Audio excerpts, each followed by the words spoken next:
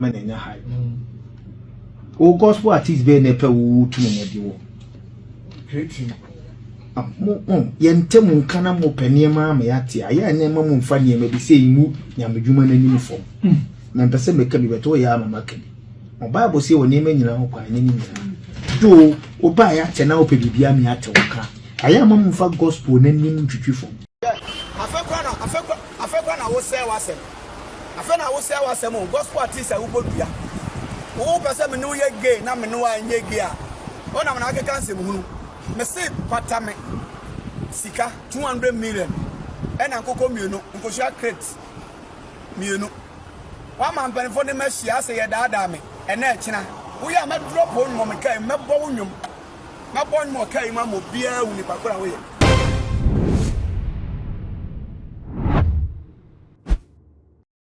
Abusia enche ena evangelist Kwesinya Akon Jontini eba abonte bi make some allegations bi trese gospel artist bi a oye bema na so o trese oye gay person ka one ne dafa na chi na wampene enam so ema gospel artist no ede ne nsa keka no kwade ne nsa ewo nani ema asem no oba abonten ebe ye live ana so be ye video ede be asem no ebe so abonten a wambo gospel artist bia edinti asem no beto abonten sa na mamafo no etnetni omonsa ede kwakire badasame ene DSP Kofi Sapon so kire se wo sankofu miru na omususu se omoye gefo na so no krampo ne bi mo kire se DSP Kofi Sapon we o woni yiro ne neti brother Same so e woni yiro ne neti besiden na wo mo aye gay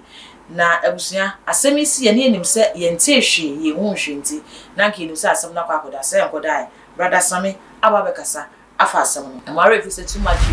and when you go so at Ushi na so subscribe my channel we name adoma so send a be upload video on sa ebetimi aka abusia ebra evangelist Kwesi Nyakon e de asemi ebetu dwa na obekire se omoko program koda hotel on the gospel artist bondo nim se nnya gospel ni we kwa kohia no nti no munyina akoda edan ba kuma fo so da hwa na dwuna wo mu se bibi de dindin bi enenam na chi ni na os edan mu aso de me ne nyonko be ma de da ne se den na mema miru de ase mu se bibi ni na me hu okotwa nani ya rebusia kwabra ne pa na pere na ye bone no se bema otu nyame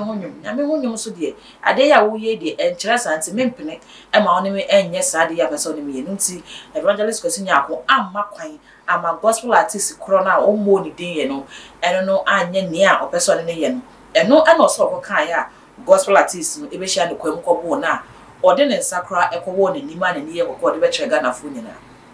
na sami bai ana atinatine ne akaya no kodo so mo motenetene mo sa yetenetene ya na yetenetene kusi brother Same ene DSP Kofi Sapon so kyerese wo mo ana omususu se omuye gay e wo gospel industry ni bi mu kra bisa se eye DSP Kofi Sapon no ne dress ni nti ana na asane ne skills na o to ni mo danda no ho ye no a ase gelish kakra wo mu no enu nti na mususu se oyege na papa ye won yere net nti besiden na mo de saade we esusu no brother Same so e won yere on net nti besiden na no so mo de saade we esusu na brother Same ne pen clips kakra na ase gelish kakra no enu nti na mo de saade we esusu na edimi no ebo e bia besi sabria me no ka se de na ka ye nte hwe emfo mu bia ona eno na brother Same akwa grant interview bi na no so asem we kra na ko pese odina no betum dwuse wo na wo se se gospel artist bi epeso ofa wachi and opeso ofa otu no bibia bodi manenya high. O gospel artist be na pe wo tu no de wo. Creating. Yente mu nka na mo paniema ma yate aya na ma mo mfa niema bi sei mu nyamedwuma na nim fom. Na mpese meka bi beto ya mama ka bi. O Bible say wo niema nyina ho kwa nyina nyina. Do o ba ya te na o pe bibia me ate wo ka. Aya ma mo mfa gospel na nim twitwi fom. Pato de me kan wate ase. Se me bo odi na me bo odi. Boy. We wo ya, e betima me ache. Me pass ma, betima me ache. Am ye papa dampa are afro. No akoche because Google gospel industry no mas. We kura na wo senka ye mpani fon ko ade se. Peace cancer. Ehun kwa na wo senka frew. Gospel artist be na yakope be ma no hotel. Ye be ma wo hotel aye ma no hotel. So be a between me. Na me ko program I ma wo hotel ma me hotel. We dey say some boy woman. Hey. ebe ma ne ko program ni ama we hotel ni ama me hotel oh yo ni me bi wo no ma ni kwanse na me pese me kike we ba ogun ni mas ugwesa ubu industry na ni mas se be bodi na be bodi odin so bi anfo anko court bibia be bodi mu ni kapre also pe court akọ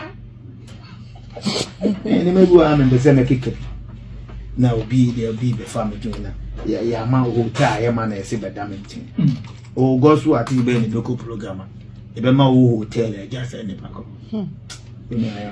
okay back to the uniform yeah ma me man share uniform until we buy you see why na ma 10 until until make us be atete na efi we ma be man nti ebusua brother Sami e de na yakwa akotena amafo chese say interview no oko na se bisa wasem a you can choose to answer you can choose not to answer nti ka brother Sami no se on person be kan wasem a ade wo mu ni attack e de asem de kan attack o de nti se kan person be kan wasem kranka let the sleeping dogs lie wo unkabi a unkabi o ko kanso na ze na asem na se fa ho na akoka na ebize wiase ye pa afase na prada pra wo ni afase nti no pa so afase ayira emfa no ho nti so obi so obo fena chi na wa modin a enye wo so nkwa na ebe ma gospel industry nim ena enye wo so nkwa na asemi ba yi wate bebre ate enye wo nkwa na DSP ko fisa pom gidi so no so ate o meka sai because emfa no ho ono enye ono ade tag ne kra enye ono a nti o meyiwa no ena wa ma be ma film na asa ba ma hype na open nti so wo kire say papa eye film na asa eye din bi na opa o so no so ma ne muayi no eno boa na ma ne hype na open no akoso efise ne brother Sami be kai evangelist question ya kwasa ba bontin aba be ka se nipa kro no ayire kra frɛ no e confirm e che ne se ayampa ni kunu ene ne hye mu wo edem a ofa na chi eno ti ni kunu no eyege e ma enam so kra no ni kunu no e threat ne se obeja oba no ama evangelist question ya kwasa ba bi ma ba ye video e che nipa kro ne se o jide niam bi ofa sa ne ma no pata ne kra ene sika potin bi a wabodin aka ho se sa nipa no wanfa sa anya ma no amepata ne kra dia ene obestart ne din no all money direct obestart de ne nwom aba abonze wa Ghana from bebi asem no ekeka ko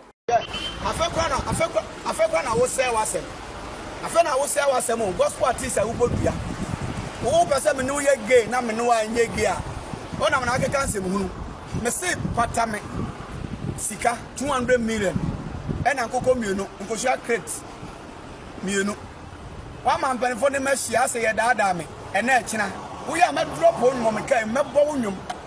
na bon mo kai ma mo bia wu ni pakora wo ye she wo na na do to ayambia wo yire na wo frɛ me no wo si wo beja wo ba no wonnim me ka me kai wonnim na wo gya wo ba no a ho wo ba na ono frɛ me o ka se wo ye gu ampa on ne da wo no to na wo yire no bo a wo mfa ne to wo pro ho asem tena pesa asem wo yi eko bebre enka asem enka twa so dadadada wa ena wo ba wo de ye ne panefo hia wo ma no otu aseda no apache wo ye ne panefo hia wo ma no otu aseda masa you push me to the wall wo mama ni abro wo ya me drop wo nyum e wo me kai mama nkofo ni bakura wo ye me se wo ni na wo yire no wo gya no a ho do di ba tudwa empata bia no abaje wo yire na fra me ka tem se no kra se wo ye gay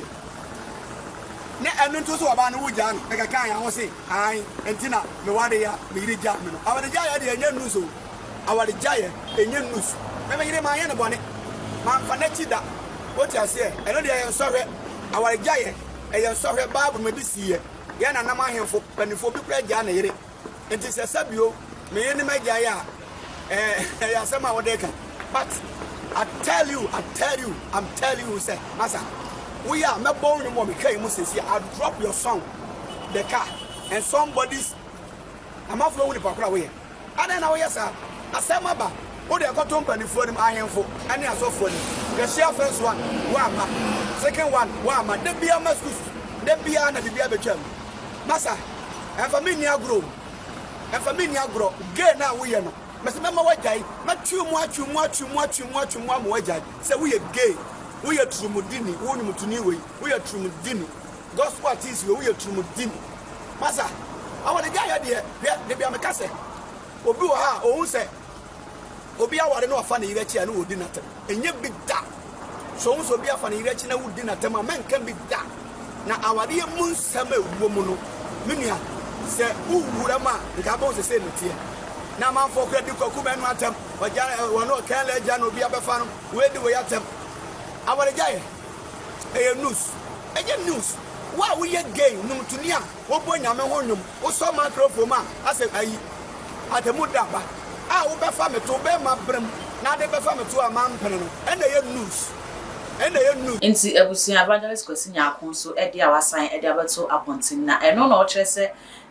nipa no asem ne bae no o ma company fo ni ma kwa ahemfo anim afi o gine kosua ene nkokọ ni sika na onfa mpata ne se opene ne yeye inti onfa pata ne kra na afi mpanifo no so o mo akwa asem ho na o mo frɛ no o mo fra tena se aka se one ne ye sa ade no ana nipa no se opese ono obeye one peneso ne nanye nkunyase ebe ne wo opese ono obeda one peneso ne nanda ekra pata be ne wo enti oji hu kosua je hu akokọ ne hu sika na se ne amafo wekeka se hype bi na wo pay ebia na pese wo de nyu bi ba bontinti no wo pay bibi ase wudi na yira che iti wo pay bibi ama wudi no aba bonti am ya te wonka se ne be ya nwum ne ba ibe hu se wo do nwum na ba ga na fo se baby fufuro na ne odi ye dia se ne gospel na wo di bi ba bonti ni nti na oyesa dia wo gospel na ni mu ase sampa se nipa no aye bibi a bodi nga na hakra parliament house kra de samra bi akwa kote se ye anyi ntum wo ga na ha ye nsoso se be ma ne be ma be hia na ana se oba ne oba be hia na eno nti se obi di bia try na se wo evidence ni wo ho e wo bibi e dia dance se nipa we say not here identify na akwa fa ne kokọ report no wo de se wo fa ne umbodi ni kwa wo mi di maka by this time akwa police station akwa report ama nipa kro no ya ba beche no ana se emra ene ne di na se ne no abadwe ho kakra o cha no abadwe ho kakra na ya mebodi ena patame ena ye say ade a na anya ne pata no pata oza na de we no no eye nsem aga na fo e ka mo kire se ne we ya na se ne evangelist kwesi ewu eye de eye trend bi akeke no person trend ye din ena o he na ne din na yere nti no o person o ye bibi ma edin no esan ba bi esu ne be o de nyumba bonten a ye be hu na nya ampa so bi person ne ye bibi apani apa oboapa ena o yesa ususu se oboapa na o yesa na se ebia na eyampa ye won kategori bi frafra mu a omhwehwe mu a omudi se adwuma na e wo se bia to na obabonten na obabaka ma ye hu e wo comment wa fi we wi ni sama ye no na wa subscribe ma channel e too much git wa ye nso e da sina mensha uwi a na wo nya notification bell no se na be ya upload be a onsa ebetimi aka uko Facebook nso a too much git ho nso na wa like na wa share e dem e da